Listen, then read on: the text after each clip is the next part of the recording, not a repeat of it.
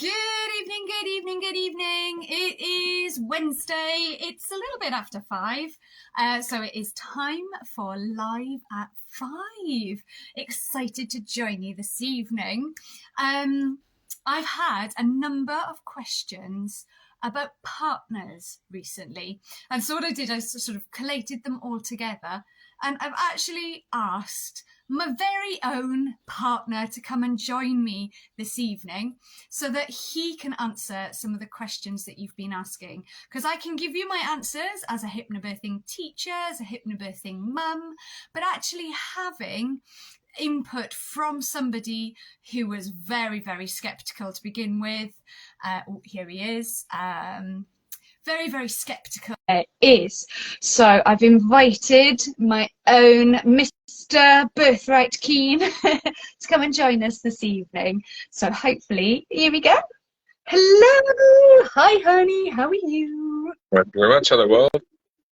Hello. Right. So I was just doing a little bit of an introduction saying that I've had a number of questions about partners and I can answer them from a hypnobirthing teacher point of view and as a hypnobirthing mum, but actually it's really, really great to have your perspective as a birth partner. So thank you for coming and joining me this evening. You're welcome, I think. Okay, so this is my husband, Stuart. Hello, world. The first question that I get asked a lot, and this one did come up, is do partners need to come to class? So before we talk a little bit about why you might want to come to class, first of all, no, you don't have to at all. If you are a mum or a birthing person out there on your own, there is no necessity for you to have a partner with you. However, a lot of people who do choose to come to class do want to have their partner with them. And so this is a question that we get asked a lot. So do you need to come? No, you don't have to, but it can be an amazing experience. So I know it was a long time ago now. Do you remember when we were first pregnant? And when I said to you, I found this thing and I want you to come to class. Do you remember that at all? I mean, the conversation where I went, yes, dear, if it makes you happy, whatever you say, dear, that conversation, yes. I do, I do remember. And I remember thinking, well, it might be a load of old twaddle, it might not, but if it makes you happy and gives you confidence, then I'll go along. And I remember completely 180ing on my opinions about the validity of it and what went on, because it wasn't hippie nonsense. It was sensible advice. Anyway, I know that the course we went on originally wasn't as complete as the one you do now, but it certainly gave me a solid idea of what I needed to do to help you, but also actually, I mean, I actually understood birth. I'm fairly sure if you'd asked me before we did the course, do you understand anything about birth? I know, I mean, I'm not the nitty gritty, but I'd have a general idea of it works like this, and this bit pops out of here after some stretching and some screaming, and that was, you know, I thought I knew birth. And then I did the course, and then I discovered that health visitors didn't necessarily know birth because they were telling us stuff that was then not scientifically correct as well. And I remember the follow-up conversations too. So from a perspective of actually wanting to be informed and knowing what on earth is going on, then yes, be there. If you're going to support, you've got a partner who's going to be in that position, support them. Or not even just partner, actually, daughter, brother, sister, whoever. If you're there to be the supporting person for somebody else, then that support can start quite nicely by going along to the course and actually finding out what they know, because, and I don't know what you're going to ask next, or if this too early, preempt, whatever. If someone's in a hypno bubble, you don't really want them to have to drop out of it in order to then go, oh yes, well on my course I did this, this and this, and it's your job now at this point to pay attention and now do this for me. Right, I'm back in my hypno bubble. It won't work. So yeah, is it necessary to have someone with you? No, you can do it on your own. If you're going to be a supporting partner for someone, then you should make every effort to turn up and get all the information that you can, because a lot of this is just about being prepared. You are more in control if you're prepared. If you come and do the course and if you do the study, you're going to be more prepared. I know it's an overused trope, but no one, I wouldn't wake up and go, do you know what, today I think I'll just run the London Marathon. I know about running. It's not going to happen. So, yes, I think it's a go to the course. Fantastic. So if we just rewind a little bit, when we were first pregnant, sorry? I was faking rewinding, never mind. If we think back to when we were pregnant with our first daughter, we actually decided you weren't going to be there. Do you remember? That conversation because at that went with, I don't think I can stand there watching you be in pain. And I wasn't the calm, rational, sensible and lovely individual that I am these days. I would probably start wanting to thump things if it wasn't going right. Because I actually thought I was going to stand there and be functionally useless. Because what am I going to do? I'm going to stand there and let birthing professionals apparently do whatever it is birthing professionals do. And I will just be there, according to what I'd seen on TV, either having my hands crushed or, if she was particularly annoyed, another part of my body crushed for daring to get her pregnant. So, yeah, the whole thing was very much a, what good are dads? Why should we be there? We're the unnecessary bit of skin attached to this whole process. So, yeah, doing the course actually made it worthwhile and relevant for me to be there, I guess. I could actually have an active part. And I was genuinely part. I've genuinely been a proper part of the birth of all three of our children. I was not an unnecessary extra. I was not a waste of space. I managed to become a useful human being for a while. It was good. Absolutely. And I always say that whenever I'm talking about my birthing experiences, for me, you were my rock.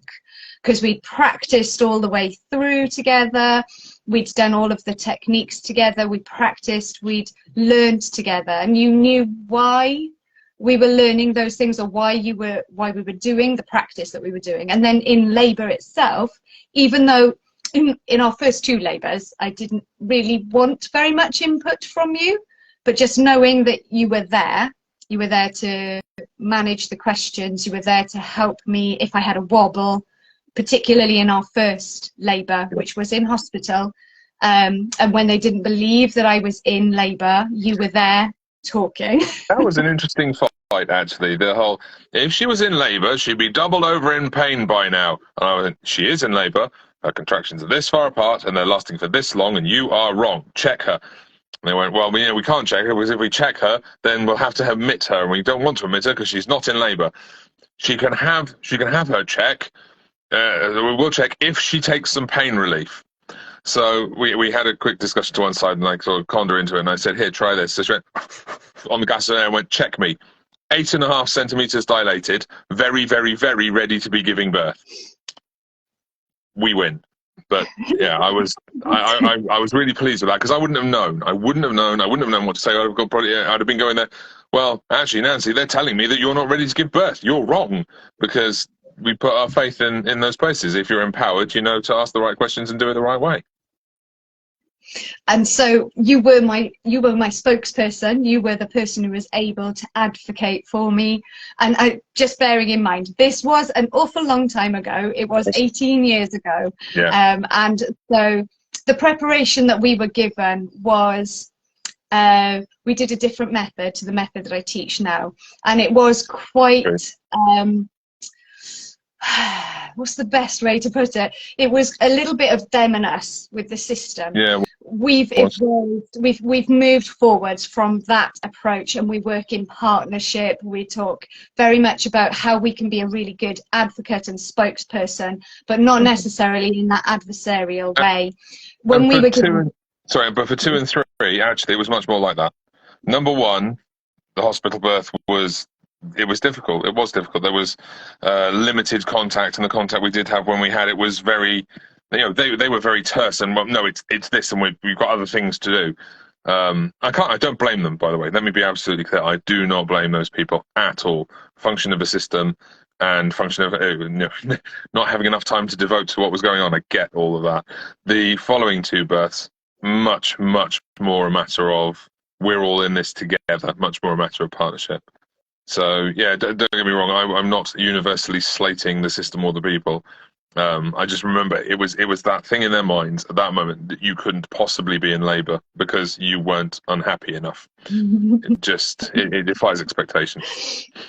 Absolutely. But again, as you said, as you mentioned earlier, we wouldn't have known that that was possible. Yeah. We would have stepped into that system just going, all right, well, you tell us what to do and how to do it. So the course gave us tools to be able to deal with that, but also to understand what was happening in my body. And you certainly, as you mentioned earlier, understand what's happening in labour and birth far better from having that information. The other thing that you were really good at when I had a wobble, because during that first labour, there was a lot of sort of interaction from people because they weren't sure whether I was in labour, and that would bring me into my sort of neocortex, my thinking, analysing mind, which we know is not great in labour and birth. And so the tools that we'd learnt together were really good at helping me get back into that zone, that hypnobubble, that state of mind where our body works most. Sorry. You want to say something? No, I don't want to say something. But if anyone wants to DM me and find out what resonates with the colour brown, I can tell you all about some of the stuff we learned and the silliness that went with it. It just cracked a memory and it made me chuckle. It was a different method, and it was a long time ago. Things have evolved and moved on. So yes, so that answers our first question really. Do partners need to come to class? You can do it without, as we've said, but actually if you are going to have somebody as your support, doing the course is absolutely invaluable. Even if you're not there at the birth, I should imagine that actually, the knowledge that you get from it is very, very useful. So, yeah, no, there might be a hurried text conversation because you haven't got there and someone's going, they want this, I don't know what to say. Oh, yes, no. Maybe you can offer another voice in those moments and help with making good decisions. Absolutely.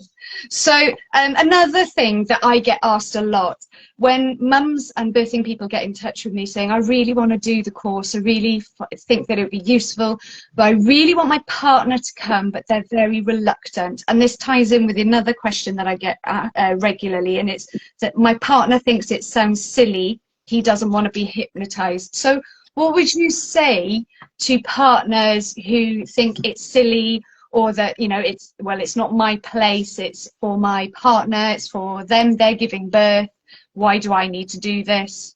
What would you say to that? I'm trying to think of a polite way of saying what I want to say to them. It's toughen up. I might be part of it. Get your pride out of the way.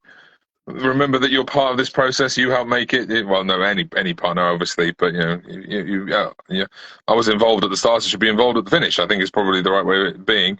The hypnobirthing is a terrible name because it does cause this problem. It really does. And I have people actually asking me, does someone come along and do they wave a watch and try and turn you into a cat?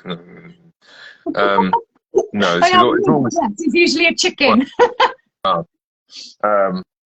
It's how do you talk people around it? Lots of men don't feel like this is their space, and a goodly portion of the society we live in and the system we live in tells us it's not our space and that we shouldn't be there, and that's wrong, in my opinion.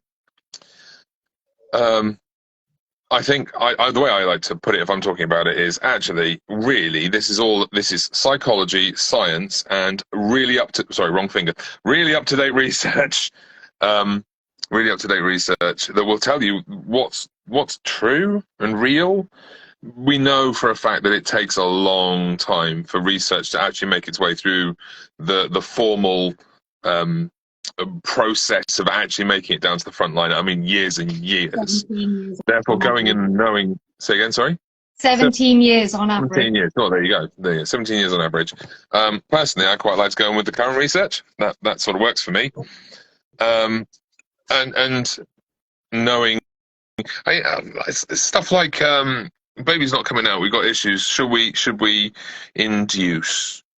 As just an argument. I didn't know anything about Bishop scores and the relevance of such information, and the fact that actually the baby is not here to come out at any of our convenience. The baby will come out when the baby is ready. Stop pushing. I mean, not pushing. What's the correct phrase for it these days? I don't know. Unintended pun. It's why should you do the course? Because it's back to my earlier point, actually, you don't run a marathon without having actually learned something about running. And whilst that might be true of the person, well, maybe you're not the person running the marathon. Maybe you're their coach who's going to help them. Maybe you're the person who's supposed to meet them along the way. Well, if you don't know the route, and you turn up at the wrong crossroads, and you've decided to turn up with a croissant, a roast chicken, and 16 litres of cider, the chances are you're doing absolutely the wrong thing to help the other person running a marathon. So getting the knowledge enables you to be the best coach you can. And why wouldn't you? The opportunity's there. The course is present. Just swallow your pride, turn up and see. And you'll almost certainly be pleasantly surprised at what you end up finding out. Not least of which that loads of things that you thought were true your entire life and never bothered questioning are actually not really true. And that's worth having a look as well. I don't want to be ignorant. I don't want to be a bigot. I'm willing to listen and I want to learn. Why wouldn't you? This is the thing. I don't understand. Why wouldn't you? I didn't want to initially because I believed all those things that I've just counted. I didn't think it was sensible. I didn't think it was real. I fully trusted the system. We've been doing births for hundreds of years. We've evolved to use the NHS to do it. And then I learned some more important things that followed after that. So it's about growing up, actually, I think, as well. Face it, take it, do what you need to do to be the right person in the right place. That's what it's about. Every day is a learning day. Absolutely. Day. The other thing that it's really useful for is that connection between you and me as well. For us as a couple, getting ready to welcome our first baby and having that transition into family life, it carved out space for us as well, didn't it? Because, there's the requirement of doing, it's not a massive amount of practice, you're doing 10 or 15 minutes of practice a day. But when we've got really busy lives and you've got careers and all of the things that you're doing in everyday life anyway, actually having that 10 minutes or 20 minutes to connect and spend some time together and focus on the baby that you're going to be bringing into the world. Mm. It was a wonderfully bonding time, wasn't it? It was. 5, 4, 3. Exactly. Just the voice kicking in. Yeah, I learned a number of things. It was really nice, actually, for that purpose. Spending time together, shouting at the child before it was even born through your belly. That was a regular high point. No, it made me involved all the way through. It really did. Made me involved. And generally speaking, through everything that happened up until some of those difficulties of birth, and then afterwards, which is a whole other video and story if you want to talk about that another time, that was when I didn't feel involved and when I was being pushed out of whatever was going on. But certainly, I was just going to touch on that very briefly, because particularly when we were pregnant with our first, and bearing in mind now she is 18, you were pushed out by the system right from word go, because when I found I was pregnant, I was going away abroad and I'd asked you to make the first appointment for me, and in that first phone call they wouldn't talk to you, would they? No. And it sowed a seed right at the beginning of our pregnancy that you were not important. And then every appointment that we had after that, it was reinforced. They wouldn't talk to me at all. Even in the room, they wouldn't talk to me. They spoke to you. And when I spoke up, they looked at me like I'd suddenly apparated into the corner of the room like something mad out of Harry Potter. It was... the look on their face was utter surprise that a man would be talking. That probably speaks more to the fact that most men who get dragged along to those things are just there going, oh, and they don't talk and they're not involving themselves. But it also meant that I was treated as if I was that, and I wasn't. And I wanted to ask sensible questions, and I wanted to be involved. But it's a curse of the system as well. When they phone up to talk about the child, and I say, well, I'm the father, they go, yeah, but we don't want to talk to you. You can't Yeah, it's not important what you think. It's not important what you know. We talk to the mother. We only talk to the mother. That's it. Or when we were in the doctor's surgery, and the only thing in the entire doctor's surgery that mentioned dads was a poster about domestic abuse.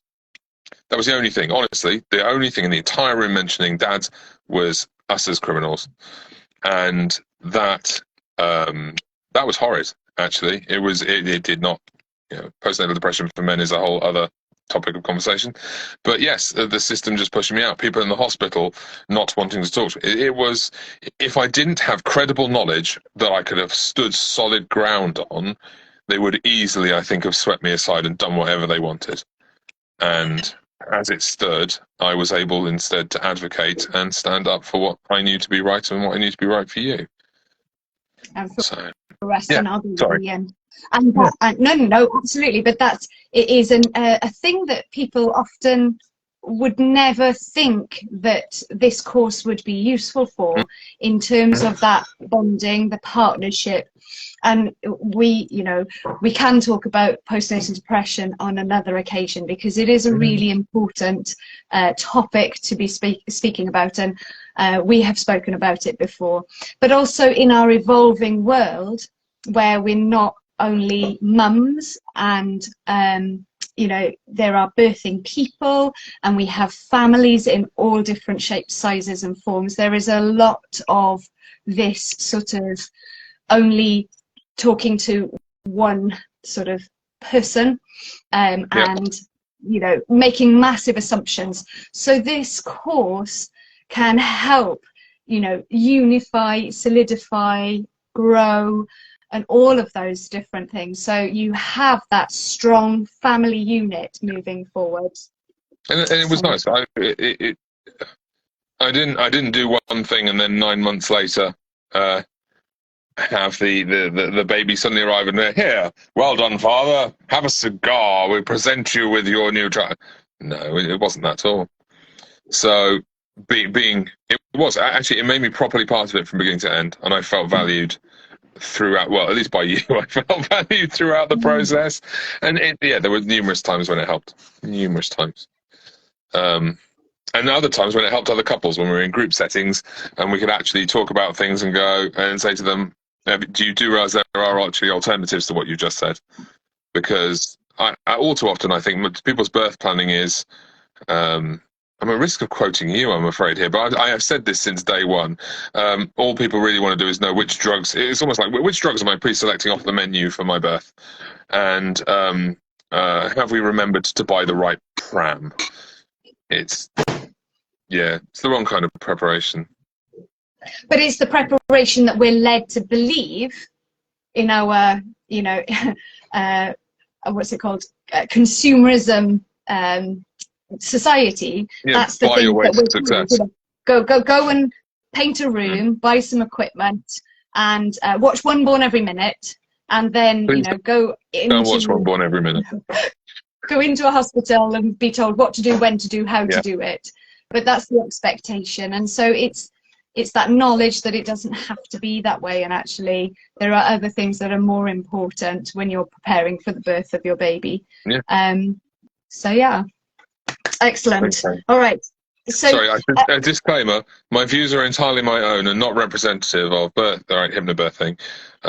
There's a reason I'm not normally allowed to talk to people. It is very true. I usually keep you in a cupboard under the stairs. No, it's really, really useful to have your input, and I know we talk about this all the time, but to be able to share this, because there are a lot of dads and partners who are reluctant and do not know what the value of this is in terms of themselves and their planning and their families. Even if you've had children before, and you're preparing for another baby, it's really useful information to have. So just going back to one of the other things that we were talking about, does the birth partner have to be my the dad, my husband, my partner? And again, no, you can have anybody as your birthing partner. Stu mentioned this earlier. It doesn't have to be the the parent.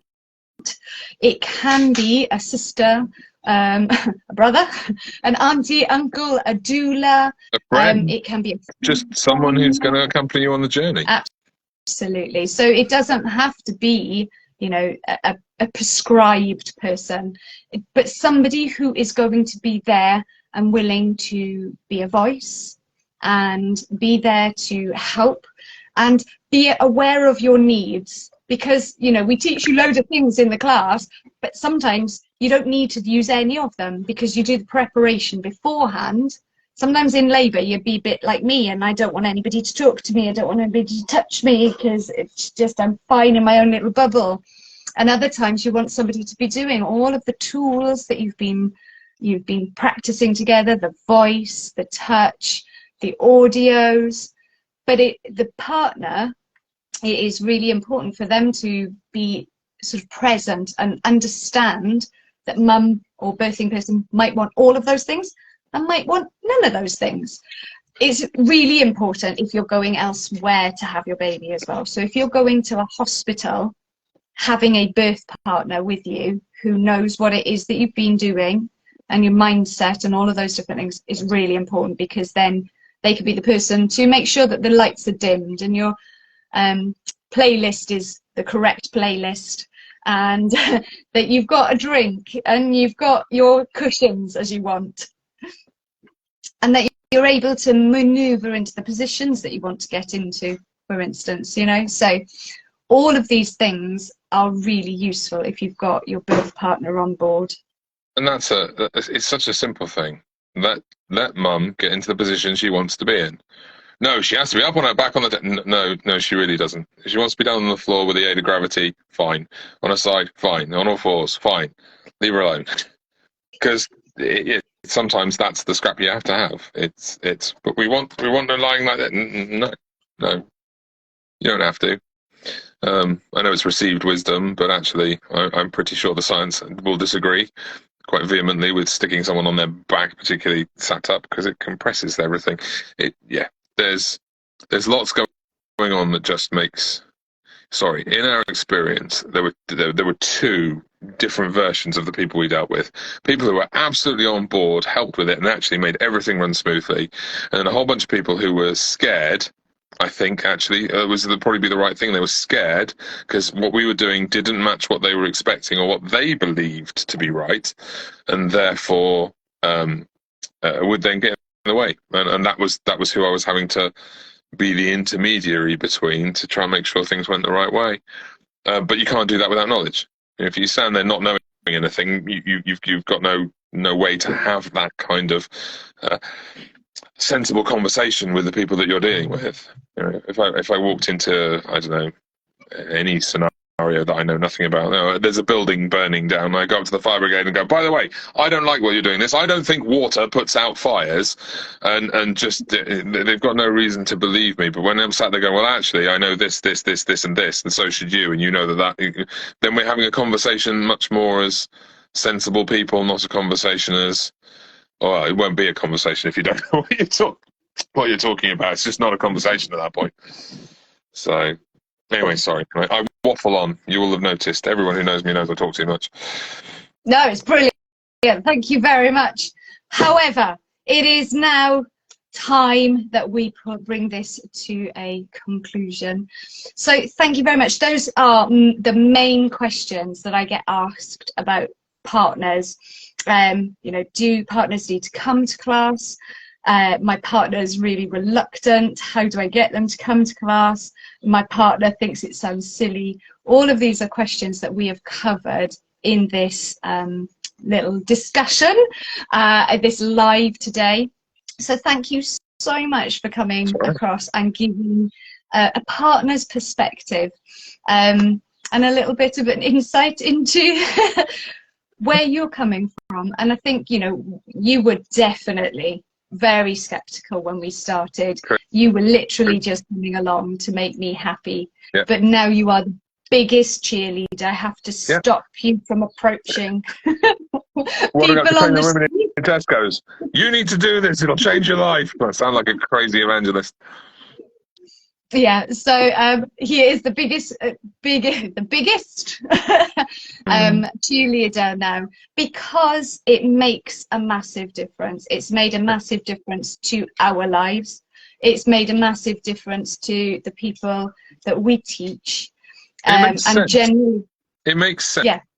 That's the bit that sold me.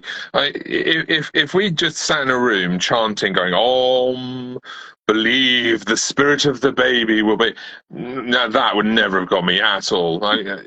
If those meditative practices work for people, good luck to you. I hope you enjoy them. For right or for wrong, whatever, not my bag. For me, science, psychology, absolutely. Evidence that I can see and read. Those things sold me on this. That's why I'm the advocate I am. Anyone who knows me knows I'm strong-willed enough to not agree with anything I don't agree with. You're not going to get it. I got to this point on my own. Sorry, with the help of the people who gave me the information, obviously, but I mean, yeah, I know we're married, but if I didn't agree with Nancy, I'd still be I'd be disagreeing right now. So, yeah, this is an evolved position based on learning and understanding, definitely. So, thank you very much You're for welcome. joining me for my live at 5 today. Do you think next time I need eyeliner, because my eyes are disappearing into... Now you see my issue, doing lives. Yeah. Well, thank you very much for joining me. I think that if you're happy, we will come back and do another conversation about men in the birthing room, because that has been something that was, you know, it's been a journey for you in particular, and I think that your experience and your experiences, the 3 births that we've had, would be really, really useful for other parents to hear as well. That would be lovely. We'll come back and revisit that on another occasion. Sure. But right now, we need to go and do dinner. So I'll see you in the kitchen in 5. Everybody else, thank you very much for coming and joining us. It's really, really lovely to see so many people chipping in and making comments, waving, and all of those different things today. Thank you very, very much for your attention. And I will see you soon. Bye.